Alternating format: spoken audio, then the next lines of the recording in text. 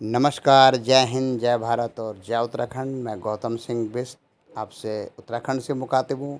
मित्रों, जैसे कि आप जानते हैं, हम हिमालयन टेल्स अर्थात हिमालय की कहानियों में वो अद्भुत कहानियाँ जो कि हर आदमी से छूटी हुई हैं, जबकि हर संसार के सबसे ऊंचे पर्वत हिमालय के रहवासियों की कहानियाँ हैं।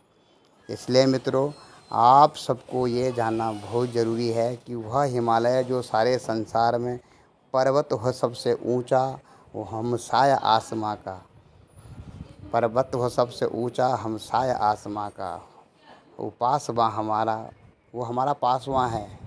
और संतरी हमारा, वह पासवां हमारा। कहते हैं वो संतरी भी है हमारा, एक प्रकार से रक्षक भी है और पासवां भी है हमारा। इसलिए मित्रों, हम उन कहानियों को यहाँ पर उजागर करते हैं। सेना से आने के बाद हमने कोशिश की है कि अपने आसपास जो घट रहा है, जो अनोखा घट रहा है, कुछ ऐसा घट रहा है जो कि हमारी और आपकी नज़रों से अनभिज्ञ है। सबसे पहले मैंने आपको जो दिखाई ये पुलिया है। ये एक एक थी पुलिया के नाम से मैंने बहुत बार इसको सोशल मीडिया पर दिखाने की कोशिश की है। यह एक ऐसी पुलिया है जो तकरीबन पिछले 12 सालों से 2012 में जब यहाँ पर बाढ़ आई थी तब इस क्षतिग्रस्त हो गई थी। आने जाने में यहाँ पर बहुत मुश्किलें लोगों ने, अब ये देखो, वैकल्पिक मार्ग बना करके इसको आने जाने के लिए लायक बनाया है। और ये छोटी सी नदी जो आपको दिख रही है नीचे, एकदम इसमें स्वच्छ पानी बह रहा है। और बरसात आज से 20 दिन पहले यहाँ पर ये जो आपको मशीनें दिख रही हैं, यह मशीनें डूब गई थी पानी में पूरी। इनके ऊपर रेत चढ़ गया था और यहाँ तक पानी इसमें आ रखा था। तो मित्रों, इसलिए भी मैं आपको दिखा रहा हूँ कि यह पुलिया मेरे पैतृक गांव बटकुलू से संबंध रखती है। यह बटकुलू का वो झूला है जो कि इस नयार घाटी में बहुत प्रसिद्ध है। यह एक ऐसा झूला है, लटकता झूला भी आप इसे कह सकते हैं। और इस झूले के पीछे जब हम जाएंगे तो वहाँ पर ये प्रधानमंत्री ग्राम सड़क योजना एक ऐसी सड़क है जिसके कि आने जाने के दोनों तरफ से रास्ते बंद हैं। और यह सिर्फ 5 किलोमीटर की सड़क है। और इसके जहाँ से मेन रोड के साथ कनेक्ट होनी है वहाँ पर भी कोई पुल नहीं है।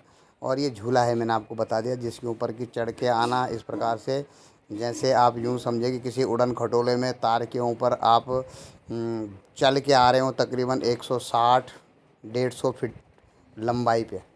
और ये रास्ता जाता है गांव के लिए। और ये गांव में इन रास्तों पे चलना इसलिए भी बेहतर होता है क्योंकि यह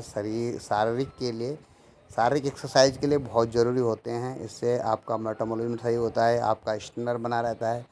और गांव के लोग पहले भी आते जाते थे सामान के साथ में और अब भी आते जाते हैं, क्योंकि प्रधानमंत्री ग्राम सड़क योजना बनने के बाद भी बटकुलू गांव को इसका कोई लाभ नहीं मिल सका, क्योंकि जो पुलिया है उस पुलिया से आप थोड़ा सा सामान लेके गुजर सकते हैं, बड़ा सामान लेके आप नहीं गुजर सकते हैं।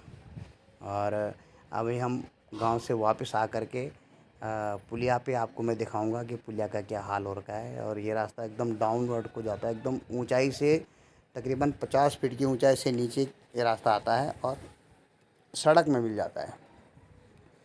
और ये सड़क है प्रधानमंत्री ग्राम सड़क योजना। शायद यह दुनिया की पहली ऐसी सड़क होगी है जो कहाँ से कहाँ को जाती है, यह किसी को नहीं पता।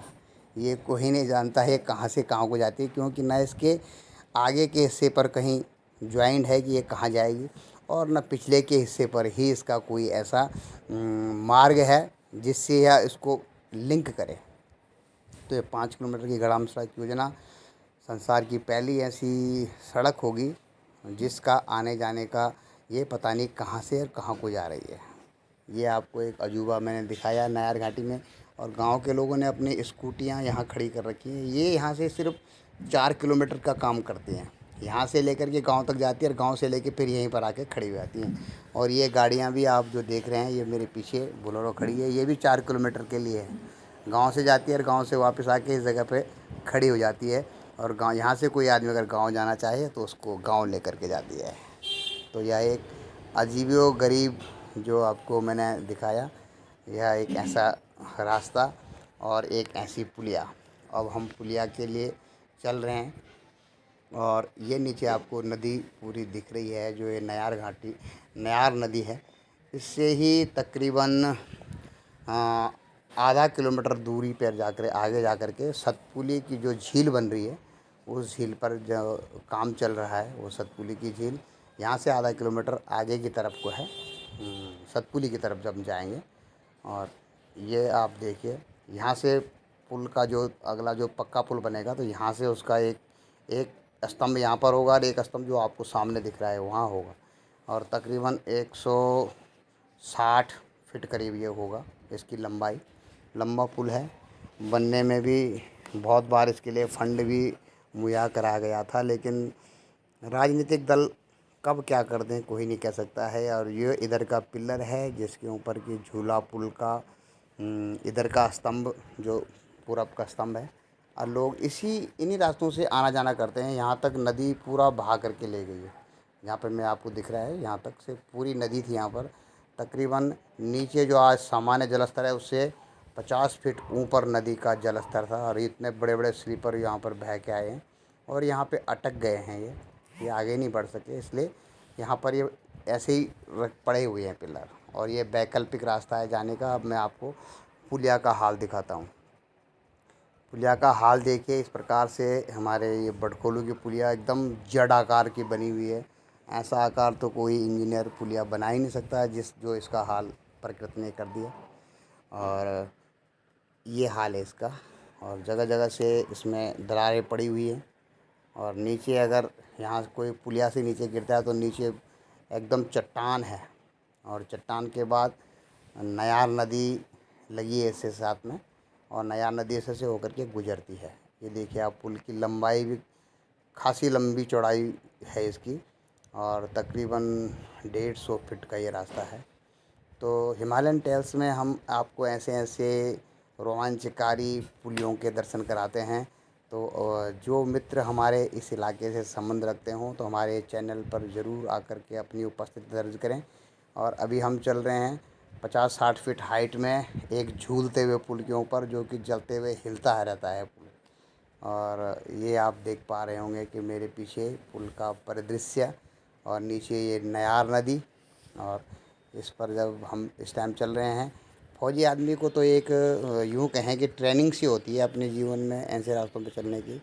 जब हम अरुणाचल में थे तो ऐसे ऐसे पुलियों पर, जहाँ पर एक रास्ता सिर्फ ऊपर और एक रास्ता नीचे, उस पर भी हम लोग चल के हमने अपने अपने ऑपरेशंस को पूरा किया है। लेकिन अब ये देखिए, ये तकरीबन 45 डिग्री के एंगल में तिरछा हो रखा है, टिल्टेड हो रखा है। और ये ऐसे झुक करके यहाँ पर जाना बहुत ही कठिन है। ये मैं आपको दिखाया इसका परिदृश्य। इसके नीचे आपको नदी दिख रही होगी, और ये 3 रस्सों पर ये टिका हुआ है। और वे रस्से भी ऐसे स्तंभ पे जाके बंधे हुए हैं, रखे हुए हैं, कि जो खुद ही तिरछा हो रखा है। तो ये बडखोलू पुल का परिदृश्य है। कहते हैं कि जल्दी ही यह पुल बन जाएगा, और अगर यह पुल पक्का पुल बन जाएगा तो ये कच्चे पुल का आपके लिए अंतिम दृश्य होगा। बडखोलू ग्राम वासियों के लिए बहुत बहुत हार्दिक बधाई कि यह पुल जल्दी ही बनने वाला है। और जब पुल बन जाएगा, 1.5-2 साल तो पुल बनने में लग जाएंगे, तब तक ये वैकल्पिक रास्ते का यही काम करेगा। और ये पुल की हालत है, ये जो आप देखो कितना तिरछा हो रखा है। ये जो आप मेरे पीछे आप देख रहे हैं, बिल्कुल ये तार भी रिपट रखे हैं, अपनी जो मेन स्तंभ है उससे तार भी इधर उधर निकल रखे हैं।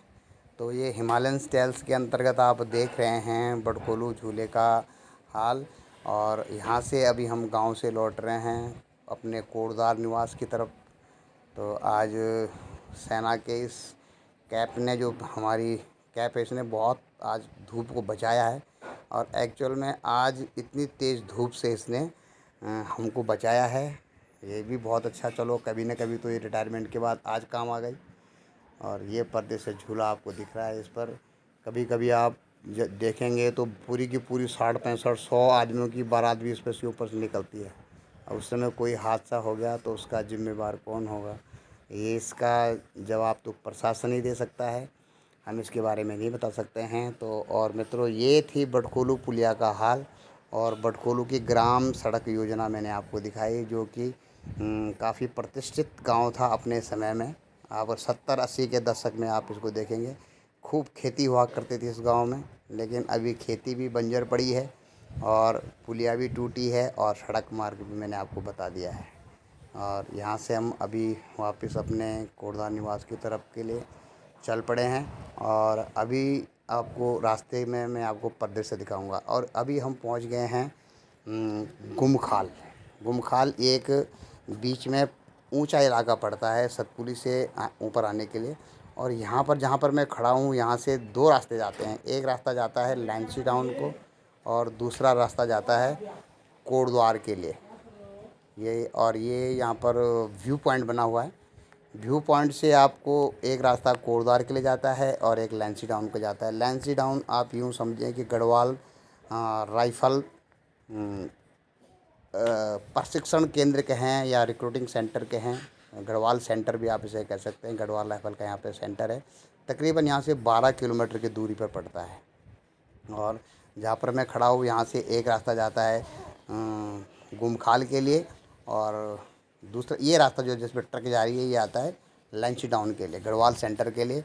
और ये जो नीचे वाला रास्ता है ये आप इसके जो नीचे जा रहा है और ये रास्ता जाता है हमारा, ये एम्बुलेंस जिस पे जा रही है ये जाता है कोटद्वार शहर के लिए।